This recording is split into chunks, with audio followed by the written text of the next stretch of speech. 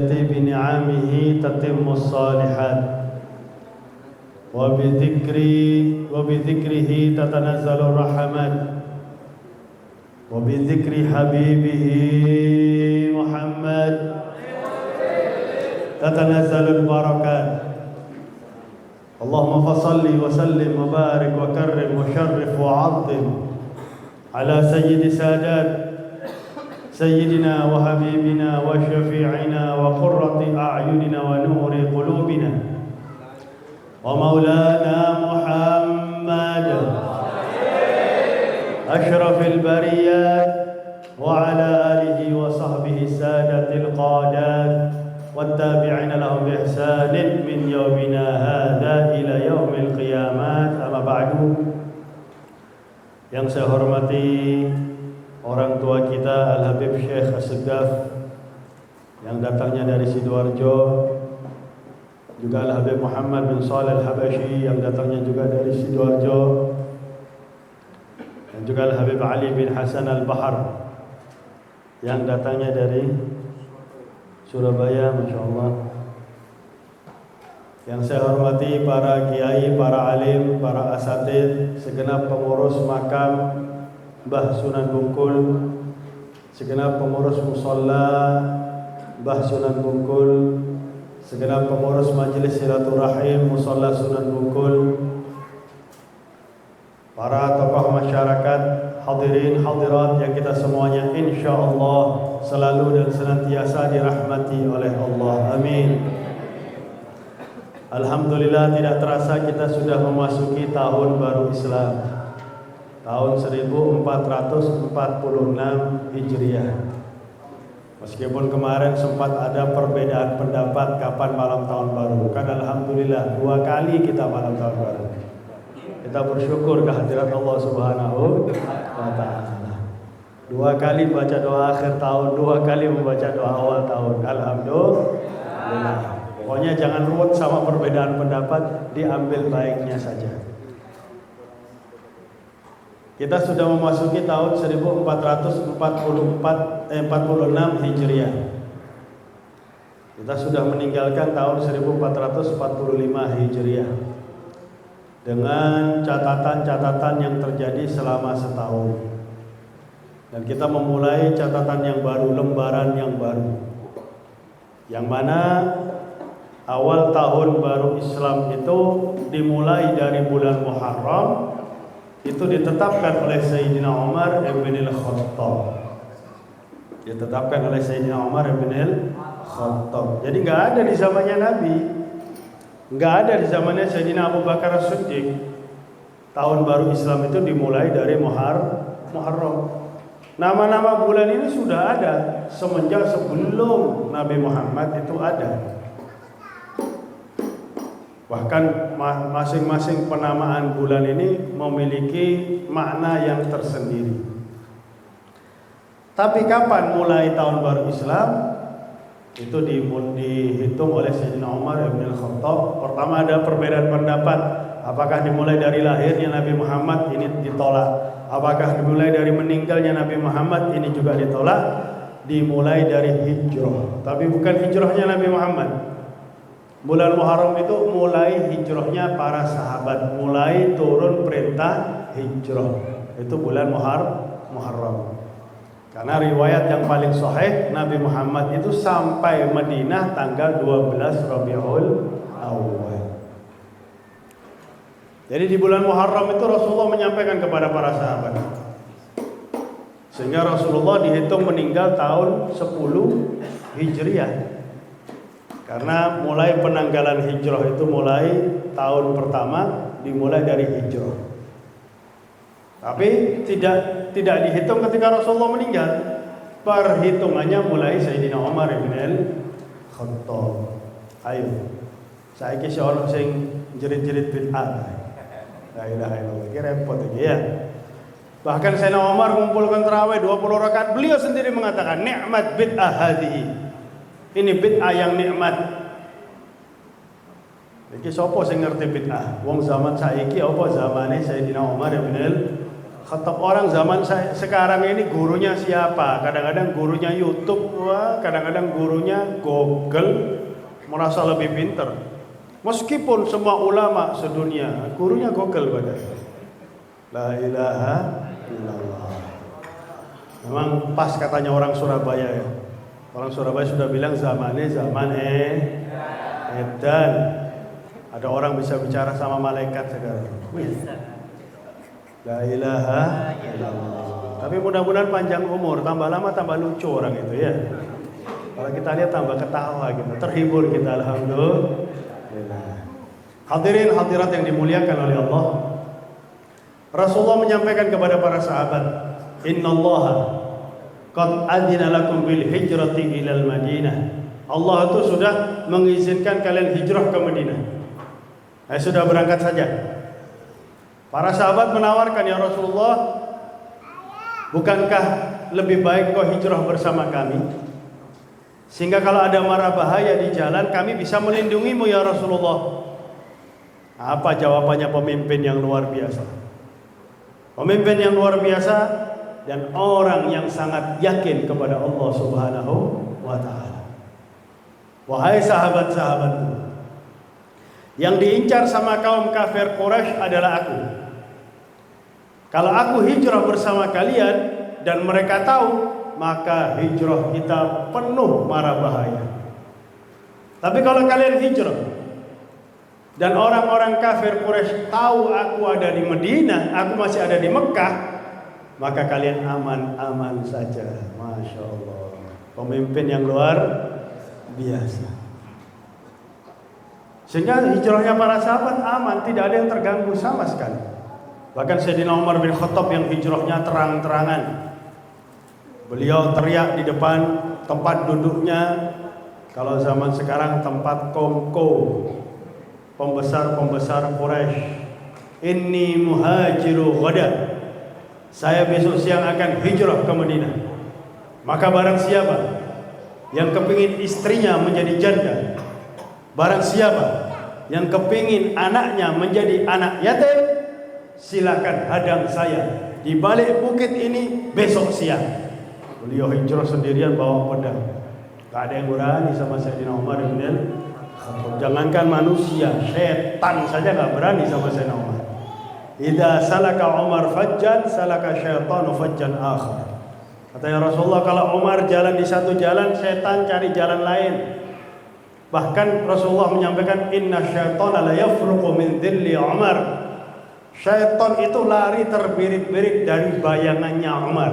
Jangankan si Umarnya, bayangannya saja sudah lari. Ketakutan syaitan. Subhanallah. Dan Rasulullah tetap di Mekah sampai semua sahabat hijrah. Kita lihat hadirin hadirat, memang perjuangan untuk mempertahankan agama Islam itu tidak mudah. Bahkan Sayyid Muhammad bin Alawi al-Maliki rahimahullah rahmatal abrar wa nafa'ana bihi wa bi'ulumihi fid dharain amin. Beliau tuh pernah dikirimi surat warna merah. Kalau sudah surat warna merah itu berarti mau dipancung. Kemudian yang ngirim itu tanya, "Bagaimana? Kef ya Sayyid? Bagaimana pendapatmu wahai Sayyid?" Beliau mengatakan, "Al-jannah mahi balash." Surga itu enggak gratis. Subhanallah, enggak takut sama sekali. Coba kita lihat saudara-saudara kita yang di Gaza, di Rafah, di Palestina. Terus terang waktu itu saya umroh, ketemu sama orang-orang Palestina. Terus terang ketemu sama yang perempuan-perempuan, tapi saya nunggu sama yang laki ya. Baru saya ngomong sama yang laki. "Kalian dari Palestina?" "Betul." "Terus dari umroh ini kalian kembali ke Palestina?" "Iya." Kan kita mikir, di situ susah. Kok kembali ke situ? Mereka mengatakan, "Biarlah kami yang menjadi korban untuk mempertahankan kemuliaan Baitul Maqdis." Itulah iman. Itu yang dicontohkan oleh para sahabat ketika mereka hijrah ke Madinah. Tuh rumah mereka tinggalkan, harta mereka tinggalkan, bahkan keluarga yang gak mau ikut hijrah mereka tinggalkan.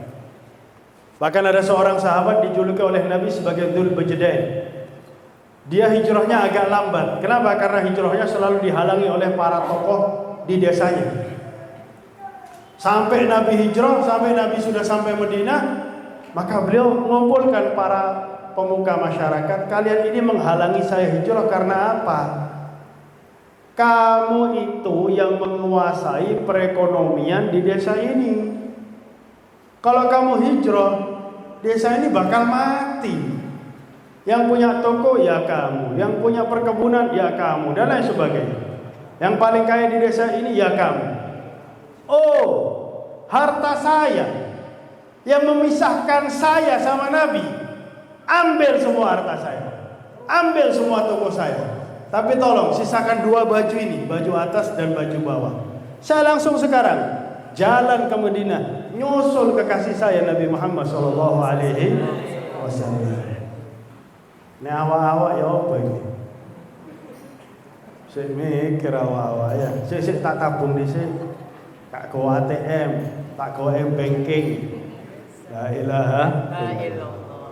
Makanya disebut Dzul Bajdain, sahabat yang pakai 2 baju, baju atas dan baju bawah. Sampai di Madinah, Rasulullah mengatakan, Allah sangat senang dengan perbuatan wahai Dzul Bajdain. Ya Allah, disenangi sama Khalik Allah Subhanahu wa taala. Dan ketika turun perintah hijrah untuk Nabi, beliau siang-siang ke rumah Sayyidina Abu Bakar As-Siddiq. Ya Abu Bakar, ya Abu Bakar, saya diizinkan untuk hijrah. As-suhbah ya Rasulullah, saya menemanimu ya Rasulullah. As-suhbah ya Abu Bakar. Luar biasa, Sayyidina Abu Bakar As-Siddiq itu sengaja mengakhirkan hijrah karena ingin bisa menemani Nabi Muhammad SAW. Dan harta terakhir beliau hanya bisa membelikan 2 onta dan membayar 1 petunjuk jalan, 1 penunjuk jalan. Tapi Nabi mengatakan, saya akan ganti onta kamu wahai Abu Bakar. Nabi nggak mau yang gratis, nggak mau. Ini orang zaman sekarang kadang-kadang ngadakan acara maulid. Kamu nyumbang sapi ya? Nodong orang-orang. Kalau memang nggak punya dana, jangan ngadakan maulid, betul? Hadir maulid aja sudah. La ilaha illallah. Nah, malamnya itu siang ketika Rasulullah ke rumah Sayyidina Abu Bakar As-Siddiq, siang itu juga pemuka Quraisy, kaum kafir Quraisy ngumpul mengadakan pertemuan di Darun Nadwa. Kalau sekarang anggaplah gedung MPR ya, tapi bukan RI. Ya. Gedung MPR-nya mereka. Pertemuan mereka dihadiri oleh Syekh min Najd, seorang tua dari Najd, yang mana itu adalah iblis menyamar sebagai orang tua. Najd sekarang itu kota Riyadh. Ya. Saya kemarin ke Riyadh karena saya pakai visa ziarah harus lewat Riyadh kemarin. Tapi alhamdulillah aman-aman saja. Alhamdulillah. Nah, ada 3 pendapat. Ada yang mengatakan pertama, ya apa kalau Muhammad diusir? Maka pendapat ini ditolak mentah-mentah sama Abu Jahal. Justru itu yang dia cari. Kalau kita usir, dia akan nyusul sahabat-sahabatnya ke Madinah. Pendapat kedua, bagaimana kalau kita penjara di rumahnya? Jadi rumahnya disegel, pakai kayu, pakai paku, gak bisa keluar rumah. Katanya Abu Jahal dia bisa ngirim kabar kepada para sahabatnya lewat bawah pintu. Pendapat ketiga, pendapatnya Abu Jahal. Padahal Abu Jahal ini pernah didoakan sama Nabi. Di tahun kelima kenabian, Nabi berdoa, Allahumma aizzal Islam bi ihda umarain. Ya Allah, muliakanlah Islam dengan salah satu dari 2 Umar. Yang dimaksud oleh Sayyidina Rasulullah adalah Amr ibn al-Hakam Abu Jahal, yang kedua Umar ibn al-Khattab. Aslinya karena memang niatnya Rasulullah pertama adalah Abu Jahal, aslinya hidayah itu akan masuk kepada Abu Jahal. Tapi ketika hidayah ada di atasnya Abu Jahal, jarinya Abu Jahal saling bertasybih seperti ini. Ini kalau di luar sholat hukumnya makruh. Ini kalau di luar sholat menolak rahmatnya Allah. Bahkan ini disebut sebagai zikirnya syaitan. Di luar wudu, bukan di luar sholat. Kalau wudu, tasbih ini sunnah ketika kita mencuci tangan, pertama kali cuci tangan dan ketika kita membasuh tangan. Ini hukumnya sunnah.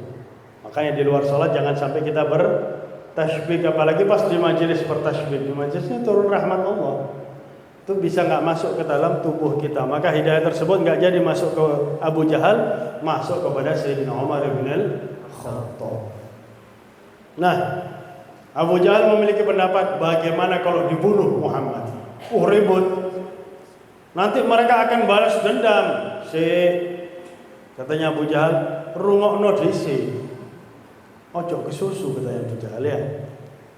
Abu Jahal dijuluki Abu Jahal, bapaknya goblok. Kenapa? Orang yang debat sama Abu Jahal jadi goblok.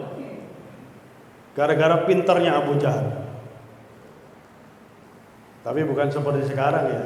Nah, nantang debat dia nggak datang, repot. Alhamdulillah.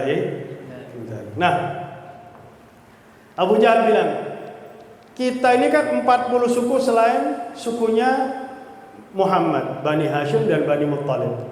Kita 40 suku. Kita pilih masing-masing pemuda yang kekar, dan masing-masing pemuda tersebut menyabet Muhammad dengan sekali sabetan, maka dendam Bani Hashim, Bani Muttalib akan tersebar kepada 40 suku. Mereka nggak bakal berani balas dendam. Mereka akan pasrah menerima yang namanya diyah. Di dalam hukum itu ada namanya diyah. Diyah itu denda.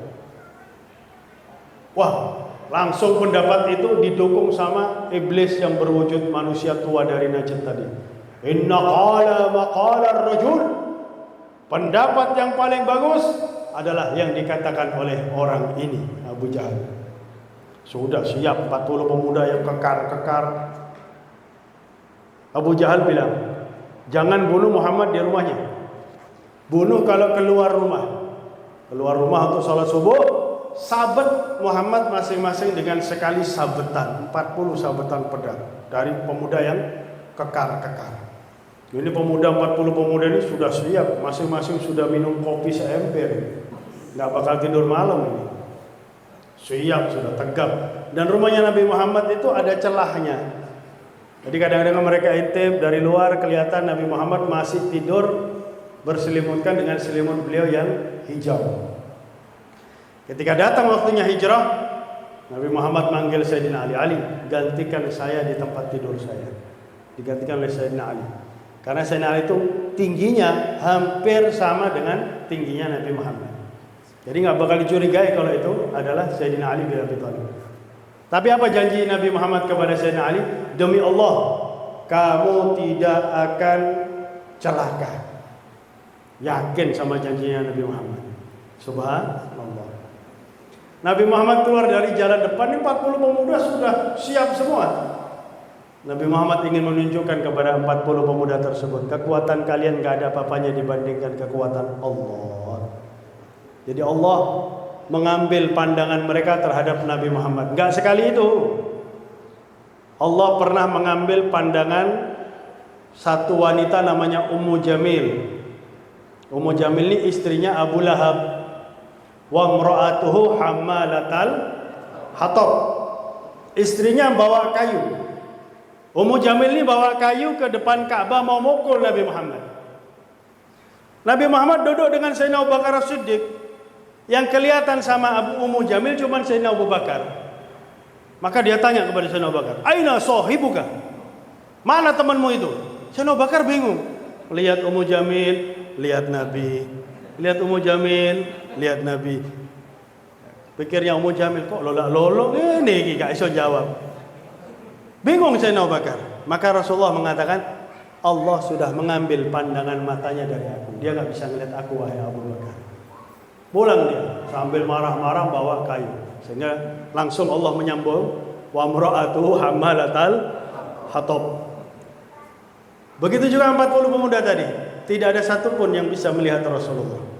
Sehingga Rasulullah ngambil tanah, meletakkan masing-masing tanah itu di kepala 40 pemuda tadi sambil membaca ayat dari surat Yasin, wa ja'alna min baini aydihim saddan wa min khalfihim saddan fa ghashaynahum fahum la yubsirun. Itu ada ijazahnya itu. Cuman ijazahnya ada sama abah saya nggak punya. Sampai sekarang ada santrinya abah saya itu orang Pasuruan, namanya Mas Atem, masih hidup. Dari semenjak dia bujang sampai sekarang punya cucu, nggak punya SIM. Jadi kalau dia naik sepeda motor, ada operasi, dia cuma baca waja'alna min bayni aydihim saddan wa min khalfihim saddan fa aghshaynahum fa hum la yubsirun. Enggak kelihatan. Jalan terus dia. Kalau mau dicoba silakan ya. Tapi itu adalah ijazah. Saya sendiri minta ijazah sama beliau. Ayo Mas Atem, kayak ono kok ijazahnya apa? Mau apa yang jenengan kok jalur ijazah aku? Kan abah sudah meninggal Mas Atem. Bos gak iso. Jalur di apa ya dewi gitu. Repot ini. Ini Nabi ingin menunjukkan waja'alna min baini aydihim, kami jadikan di depan mereka penghalang, di belakang mereka penghalang dan mereka tidak bisa melihat. 40 pemuda semuanya dikasih tanah. Ketika jalan sebelum nyampe rumahnya Sayyidina Abu Bakar As-Siddiq ketemu sama iblis. Iblis langsung datang ke temannya Abu Jahal. Abu Jahal, Muhammad lolos itu. Loh, mosok lolos. Maka Abu Jahal langsung ke rumahnya Nabi Muhammad bilang sama 40 pemuda, itu Muhammad sudah keluar. Enggak, itu lihat di tepi itu masih tidur. Ayo masuk. Subhanallah, karena Nabi Muhammad mengatakan kepada Sayyidina Ali, kamu enggak bakal celaka. Dibuka dulu selimutnya. Belum. Ali. Mana Muhammad? Ya enggak tahu. Ya enggak tahu kata Sayyidina Ali bin Abi. Memang enggak tahu kemana Nabi Muhammad karena tidak diberitahu oleh Nabi besar Muhammad SAW. Coba orang sekarang kan langsung dibunuh, nggak pakai dibuka. Tapi karena janjinya Nabi Muhammad dan Sayyidina Ali yakin, mulailah mereka hijau. Sayyidina Abu Bakar sudah membayar pencari jejak 3 hari kemudian susul kami di gunung Jabal apa itu? Thur apa Jabal Nur itu? Kok salah satunya Jabal Nur, salah satunya Jabal Thur. Yang satunya ada gua Hira, yang satunya ada gua ketika Rasulullah hijrah. Naik ke gunung tersebut, sebelum masuk gua Sayyidina Abu Bakar Siddiq mengatakan, ya Rasulullah, biar aku yang masuk dulu. Aku bersihkan dan kalau ada binatang buas aku bisa amankan. Oh ya silahkan. Masuk ke gua tersebut, kotor, dibersihkan dan lubang-lubang ditutup dengan bekal baju Sayyidina Abu Bakar sampai hanya baju di badan. Tapi lubang masih tinggal 1 di bawah. Oh gampang, di bawah bisa saya tutup sama kaki. Ditutup sama kaki. Masuk Rasulullah aman. Nabi Muhammad masuk langsung tidur di pahanya Sayyidina Abu Bakar yang dibuat nutup lubang karena saking capeknya. Ternyata di lubang yang nutup Sayyidina Abu Bakar As-Siddiq di situ ada ular padang pasir. Ular padang pasir itu sangat berbisa. Kalau kita browsing di Google itu hanya sekitar 10 detik saja bisa mati. Orang kena pagut ular padang pasir. Lebih berbisa daripada kobra. Ini kaki Sayyidina Abu Bakar dipagut. Sekali, 2 kali, 3 kali baru karena tidak kuat menahan sakit.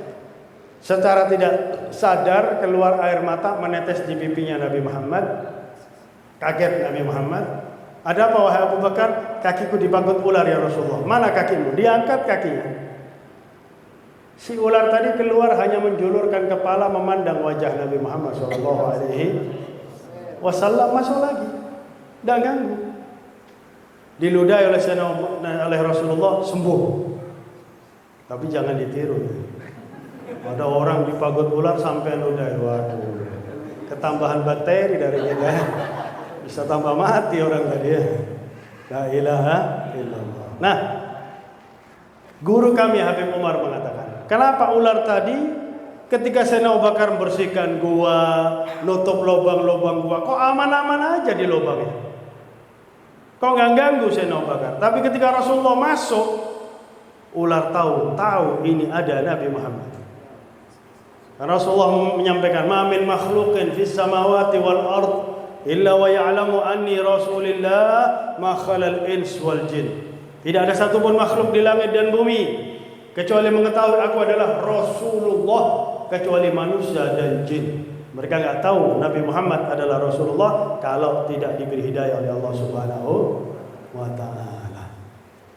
Jangankan ular, dalam hadis sahih Muslim Rasulullah menyampaikan, inni la adzkur hajaran bi Makkah kana yusallimu alayya. Saya ingat ada satu batu di Mekah dulu mengucapkan salam kepada aku. Batu aja kenal ke Nabi Muhammad, mengucapkan assalamu alayka ya Rasulullah. Batu. Maka para ulama kita mengatakan, wahai umat Islam, batu mengucapkan salam sekali saja kepada Nabi Muhammad diingat oleh Nabi Muhammad. Maka bagaimana kalau kita setiap hari mengucapkan salam kepada Nabi Muhammad? Kita ucapkan assalamu alayka ayyuhan nabi wa rahmatullahi wa barakatuh. Kalau batu saja diingat oleh Nabi Muhammad, maka mustahil kita enggak diingat sama Nabi Muhammad sallallahu alaihi wasallam. Nah, ular tersebut tahu kehadiran Nabi Muhammad karena baunya Nabi Muhammad itu lain. Terus kehadiran Nabi Muhammad itu kerasa bagi binatang-binatang itu terasa. Juga bagi ahli gaib itu biasa terasa. Bagi orang yang ahli batin terasa kehadiran Nabi Muhammad meskipun kadang nggak bisa ngelihat. Nah, kadang-kadang kita lihat ada orang dalam makhluk qiyam itu merasakan kehadiran Nabi Muhammad SAW meskipun nggak bisa melihat. Nah, ular itu bukan kebiasaannya mengganggu orang yang diam. Makanya kalau ada ular diam saja, nggak bakal kita dipagut ular. Kalau kita gerak dianggap sebagai ancaman baru dipagut. Beda sama kalajengking. Nah, ini kenapa ular memagut? Karena dia merasa ini menghalangi saya untuk memandang wajah Nabi Muhammad. Maka guru saya mengatakan, seandainya yang menghalangi itu bukan kakinya Sayyidina Abu Bakar, yang menghalangi adalah besi, maka ular tersebut akan selalu menghantam besi tersebut meskipun sampai mati.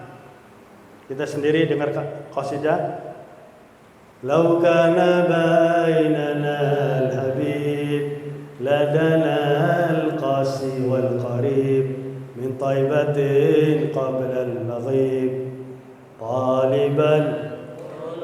Lanjutnya tuh fadaka ruhi ya Habib.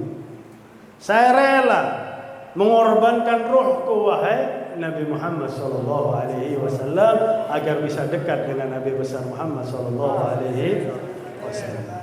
Maka guru saya bilang kepada kita santri-santrinya, "Hei santri, masa kalian kalah sama ular? Ular berhasil menghilangkan penghalang yang menghalanginya untuk bisa memandang wajah Nabi Muhammad. Maka sampai sekarang apa yang menghalangi kalian memandang wajah mulia Nabi Muhammad? Meskipun mimpi," katanya guru saya, "kalian gak pernah sekali saja mimpi Nabi Muhammad, dan kalian tidak merasa bahwasanya banyak penghalang yang menghalangi kalian memandang wajah Nabi Muhammad, gak ada rindu sama Nabi Muhammad, kalah anda sama ular." La ilaha illallah. Karena tidak ada riwayat Sayyidina Abu Bakar membunuh ular tersebut. Jadi setelah memandang, kalau memang dia mengganggu, dibuka lubangnya, ya tambah ganas ular. Tapi tidak, kembali lagi. Karena Rasulullah santai meludahi kaki Sayyidina Abu Bakar As-Siddiq. Paginya Abu Lahab kan menyewa pencari jejak ulung. Pencari jejak ulung itu sampai depan lubang gua yang di situ ada Nabi Muhammad.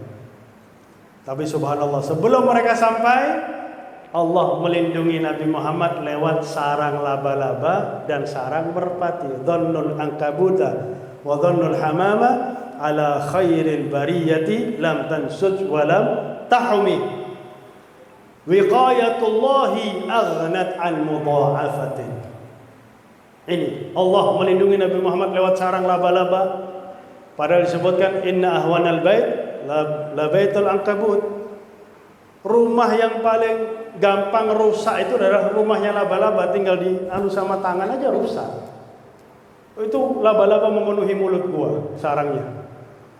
Kemudian ada depannya sarang laba-laba burung merpati yang sedang mengerami telurnya. Ini penjagaan dari Allah yang lebih aman daripada penjagaan berlapis-lapis. Kita lihat kemarin ya, ketika di Arafah polisi berlapis-lapis menghalangi orang masuk Arafah. Wah, diterjang sama ribuan orang tidak mampu. Penjagaan manusia berlapis-lapis kalah. Kadang-kadang demo di Indonesia ya, meskipun nggak perlu demo, nggak ada hasilnya demo ya. Kadang-kadang kalah sama terjangan yang pendepo, meskipun yang jaganya berlapis-lapis. Ini penjagaan Allah cuma sarang laba-laba. Pencari jejak ngomong sama Abu Jahal, sampai di sini selesai jejaknya Muhammad. Kalau Muhammad gak masuk ke lubang ini, Muhammad naik ke langit. Abu Jahal ngelihat orang ini, ngelihat sarang laba-laba. Goblok kau nih. Ini sarang laba-laba sudah ada depan mulut gua sebelum aku dan kamu lahir. Kalau Muhammad masuk ke lubang ini, rusak ini sarang laba-laba. Rapi kok. Terus lihat ini burung merpati yang sedang mengerami telurnya, anteng. Kalau Muhammad masuk, terbang ini merpati. Oleh karena itu para ulama mengatakan, kenapa kita kok diharamkan memburu merpati di Mekah? Karena merpati di Mekah keturunan merpati yang melindungi Nabi Muhammad SAW. Padahal kata Sayyidina Abu Bakar As-Siddiq, ya Rasulullah, seandainya mereka menundukkan kepala, mereka akan bisa melihat kaki kita ya Rasulullah. Maka Nabi Muhammad senyum. Ya Abu Bakar, bagaimana pendapatmu ada dua orang yang ketiganya adalah Allah? La tahzan, innallaha ma'ana. Jangan kamu sedih wahai Abu Bakar, Allah bersama kita. Subhanallah. Setelah 3 hari baru mereka jalan. Memang susah hijrahnya Nabi, karena memang diincar, dikejar. Bahkan kaum kafir Quraisy menyediakan hadiah 100 onta. Kalau sekarang satu onta sekitar 50 juta, 100 onta berapa? 5 miliar. Untuk bisa menangkap Muhammad. Bahkan ada Suraqah bin Malik yang waktu itu sudah dekat, kemudian kaki depan kudanya itu masuk ke tanah, dia terjungkal, dia berusaha lagi, sampai yang ketiga kali baru Suraqah bin Malik menyerah. Ini berarti bukan manusia biasa, dilindungi sama Tuhannya. Maka Rasulullah menjanjikan kepada Suraqah bin Malik, kamu akan memakai gelangnya Kaisar Romawi. Subhanallah, zamannya Sayyidina Umar bin Khattab, beliau berhasil mengalahkan pasukan Romawi dan berhasil mengambil gelangnya Kaisar Romawi sebagai harta rampasan perang. Ingat kejadian Suraqah dengan Nabi Muhammad. Mana Suraqah bin Malik? Dipanggil Suraqah bin Malik. Sini Suraqah, ini janjinya Nabi Muhammad kepada engkau, memakai gelangnya Kaisar. Sudah dipakai, sudah selesai ya, pakai ya, lepas sudah. Yang penting udah pakai, kata Sayyidina Umar. Kalau katanya Nabi pakai aja, bukan memiliki. Lepas sudah. Ini harta rampasan perang ini. Ini dibagi-bagi kepada umat Islam. Subhanallah. Nah, Nabi banyak ceritanya. Nabi pernah mampir ke rumahnya Ummu Ma'bad yang waktu itu suaminya lagi nggak ada. Nabi tanya, ada makanan nggak? Nggak ada. Cuman ada 1 ekor kambing yang kering susunya. Ya sudah, mana? Disentuh susunya sama Nabi Muhammad, langsung gemuk, mengeluarkan susu banyak. Diminum sama Nabi, bahkan disisakan bagi yang punya rumah. Makanya suaminya mengatakan, siapa ini? Oh, orang baik, ganteng, Masya Allah, luar biasa, akhlaknya luar biasa. Nyentuh ini. Waduh, itu berarti yang dibicarakan sekarang. Itu Nabi akhir zaman. Kalau kita ketemu lagi, kita akan beriman kepada Nabi akhir zaman. Nabi sampai ke Madinah, para sahabat itu tiap hari keluar di tempat masuk namanya Thaniyatil Wada. Thaniyah itu tempat keluar masuk, pintu keluar masuk kota. Itu namanya Thaniyah. Nah, Rasulullah itu masuk dari Thaniyah, pintu keluar masuk kota Madinah yang namanya Wada. Ada Thaniyah yang lain. Para sahabat tiap hari sampai zuhur balik, tiap hari sampai zuhur balik. Itu suatu saat sampai zuhur mereka akan balik, tiba-tiba ada satu orang di pohon. Lihat, itu Muhammad. Karena cahaya yang keluar dari Nabi Muhammad lebih terang dari matahari. Kelihatan dari jauh. Langsung siap-siap anak-anak kecil bawa apa namanya ini? Rebana. Iki cilik rebana, iki putune iki. Mereka mbahnya rebana, besar-besar rebana. Disambut ya, tala'al badru alaina. Enggak ada di Mekah rebana. Enggak ada Nabi dari atas ontanya bilang bid'ah, enggak boleh bid'ah. Enggak ada. Sekarang ada orang yang sembarangan mulutnya ngomong bid'ah, betul? Anda ngomong bid'ah itu sudah bid'ah karena Nabi nggak pernah membid'ahkan orang. Belajar sing bener kok, ore. Ya. La ilaha. Banyak sahabat yang melakukan perilaku yang tidak dilakukan oleh Nabi. Malah dipuji sama Nabi. Ada sahabat yang ketika sami Allahu liman hamidah, beliau menambahi zikir yang diajarkan oleh Nabi Muhammad. Habis salam Rasulullah tanya, siapa yang tadi nambahi zikir sami Allahu liman hamidah? Saya Rasulullah. Aku lihat pintu langit terbuka. Malah ada dibilang, oh ini nambahi sholat, bid'ah, sesat. Tapi sudah ada yang ngaku penjaga gawang neraka, sudah ada yang ngaku gitu. La ilaha illallah. Meskipun kuncennya yang suka ngomong bid'ah itu, tiap sembarangan aja masukkan orang ke neraka dia. Nauzubillahi min dzalik. Nah, bahkan ada anak-anak kecil dari Bani Najjar. Rasulullah punya kakek namanya Hashim. Muhammad bin Abdullah bin Abdul Muttalib bin Hashim. Kakeknya Nabi Hashim ini menikah sama salah satu wanita dari Bani Najjar Madinah. Jadi Bani Najjar Madinah itu disebut akhwal, pamannya Nabi Muhammad SAW. Mereka mengucapkan qasidah, nahnu banatun min Bani Najjar, ya habadha Muhammadan min jar. Kami adalah anak-anak kecil perempuan dari Bani Najjar. Kami harap Muhammad tinggal bersama kami. Rasulullah mengatakan, wallahu ya'lamu anni uhibbukum. Allah itu tahu aku cinta kepada mereka. Walakinnahu ma'mur. Tapi ontaku ini diperintah langsung oleh Allah Subhanahu wa ta'ala. Rasulullah ontanya berhenti di tanah kosong depan rumahnya Abu Ayyub Al-Ansari. Yang mana guru kami menceritakan Abu Ayyub Al-Ansari, rumah tersebut itu dibeli oleh Yahudi 200 tahun sebelum hijrahnya Nabi Muhammad. Karena Yahudi tadi itu tanya yang di kitab Taurat, wa Rasulullah itu mauliduhu bi Makkah wa hijratuhu bil Madinah wa sultanuhu bisyam. Maka dia tanya sama ulama Yahudi, ini Nabi akhir zaman bakal hijrah ke Madinah? Iya. Kira-kira Anda bisa menceritakan rumah yang bakal ditempati oleh Nabi akhir zaman di Madinah? Diceritakan, yaitu rumahnya Abu Ayyub Al-Ansari. Yahudi itu membeli rumah itu dengan niat agar Nabi akhir zaman tinggal di rumah situ, meskipun hanya berapa hari. Karena niat yang salihah, niat yang baik dijaga sama Allah 200 tahun. Meskipun rumah itu berpindah tangan, jual beli, terakhir dibeli oleh Abu Ayyub Al-Ansari karena memang diniatkan untuk Nabi tinggal di rumah tersebut. Niat salihah 200 tahun dijaga sama Allah Subhanahu wa ta'ala. Nah, setelah itu pembangunan masjid dan kemudian di Madinah itu Rasulullah mempersaudarakan antara kaum Muhajirin dan Ansor. Ini luar biasa. Kenapa? Nabi Muhammad tahu bakal ada orang-orang yang akan mencerai-beraikan persatuan dan kesatuan umat Islam. Nah, di Madinah itu ada namanya Abdullah bin Ubay bin Salul. Namanya bagus loh Abdullah. Aslinya dia mau dipilih jadi pemimpin Madinah. Tapi datang Nabi, orang lupa sama dia. Dilupakan. Karena hasud, karena iri sama Nabi Muhammad, maka dia menjadi orang munafik. Dan dia ngajak kaumnya yang 300 orang menjadi kaum munafikin. Jadi di zamannya Nabi aja ada munafik. Apalagi zamannya kita.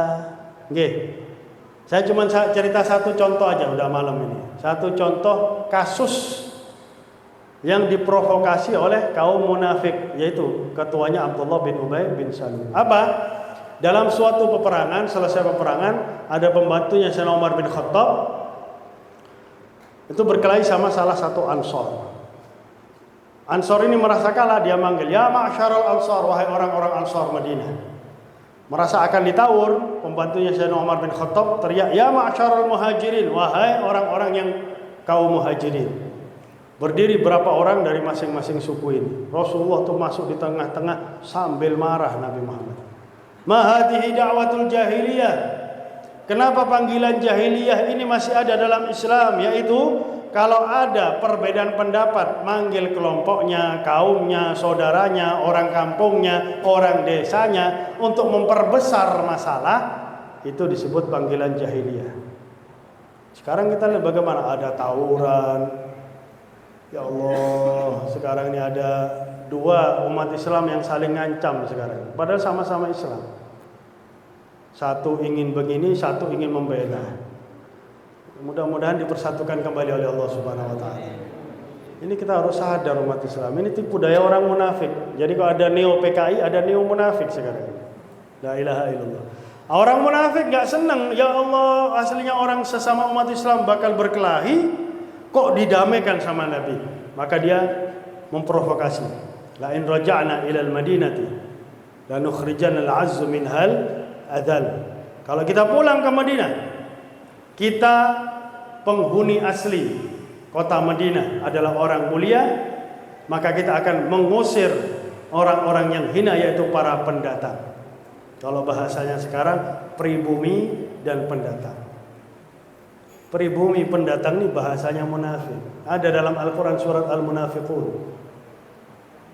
Nabi mendengar itu marah, beliau memerintahkan pasukan jalan 2 hari 2 malam gak berhenti kecuali sholat. Ketika dapat jawaban, maka Nabi langsung menyuruh sahabatnya istirahat. Jawaban dari Allah, walillahil izzatu walirasulihi walil mu'minin walakinnal munafiqina la ya'lamun.